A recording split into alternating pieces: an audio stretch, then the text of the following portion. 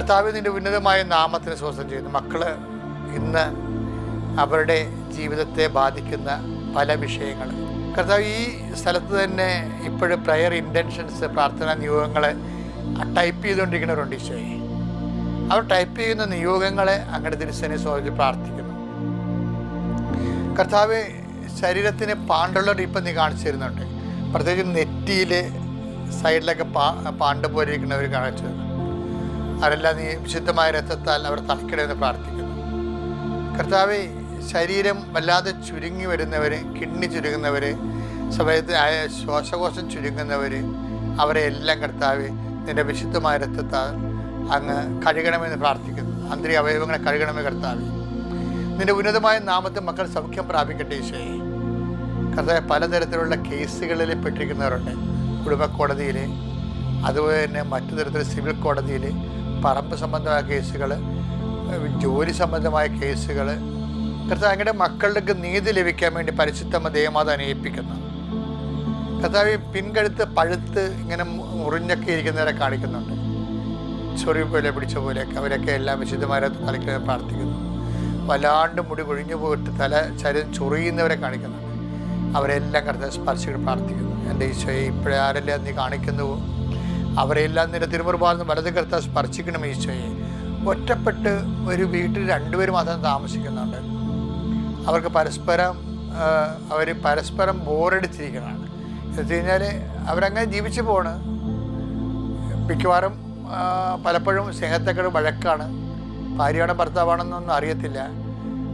പക്ഷേ അവരങ്ങനെ വീടുകളിലൊക്കെ ഒരേ ആളെ തന്നെ എപ്പോഴും കണ്ടും കേട്ടും വീട്ടിൽ തന്നെ ഇരുന്ന് എന്തൊക്കെ പ്രത്യേക അവസ്ഥകളിൽ അകപ്പെട്ടിരിക്കുന്നവരുണ്ട് ഈശോയെ.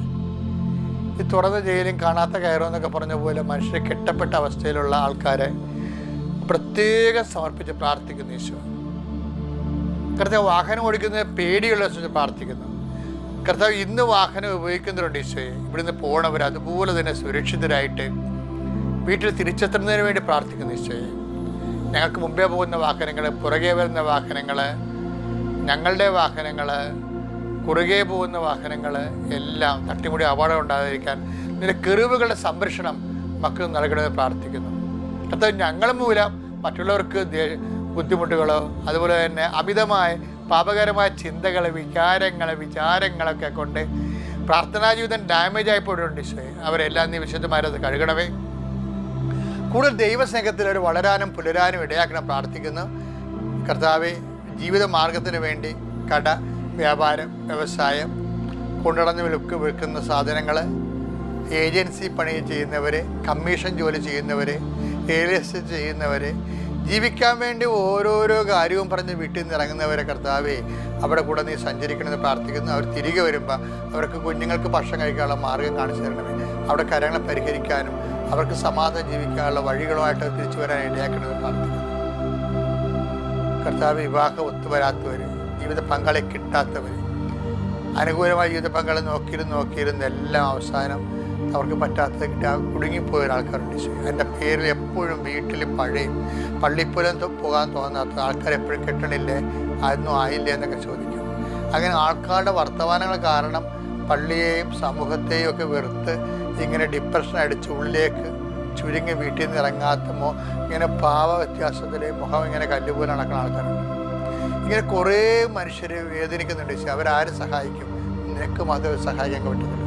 ഈ പ്രഭാതത്തിൽ, ഈ ക്രിസ്മസിൻ്റെ കാലഘട്ടത്തിൽ അവർക്ക് ഒരു സന്തോഷം കൊടുക്കണമെന്ന് പ്രാർത്ഥിക്കുന്നു. എൻ്റെ കർത്താവിന് ഉന്നതമായ നാമത്തിൽ, സഭയുടെ അധികാരത്തിൽ, കുരിശടയാളത്തിൽ കർത്താവിൻ്റെ ശക്തി ആവശ്യിക്കട്ടെ.